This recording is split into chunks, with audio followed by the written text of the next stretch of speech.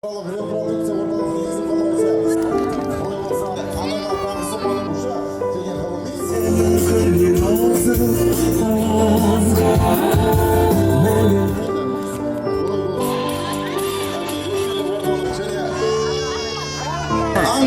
сәби фестивалі! Это была репетиция!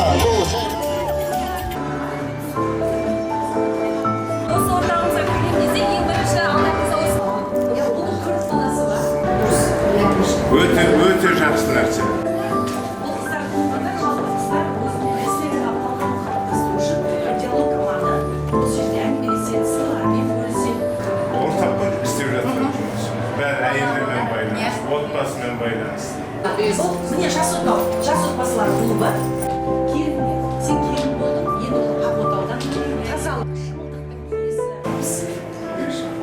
Шаңырағым шалқырым. Экстракорпоральды ұрықтандыруға келгеніме, қатысқаныма біз өте қуаныштымыз. Мына жерде қаншама бақытты ата-аналарды көріп, мен көңілім толқып тұр.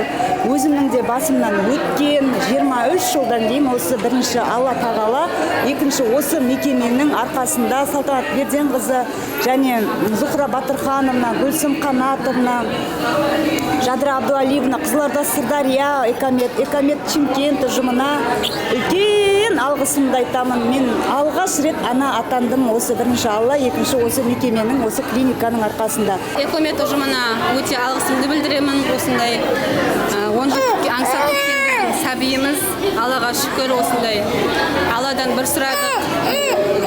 Клиниканың арқасында осындай нәтижеге жетіп отыр. Жемісіміз осы. Қуаныштымыз, алғысымыз шексіз.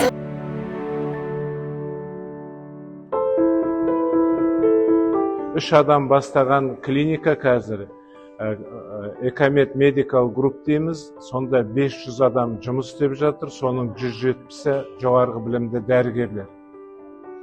Мен бүгін өзімді өте бақытты сезінем.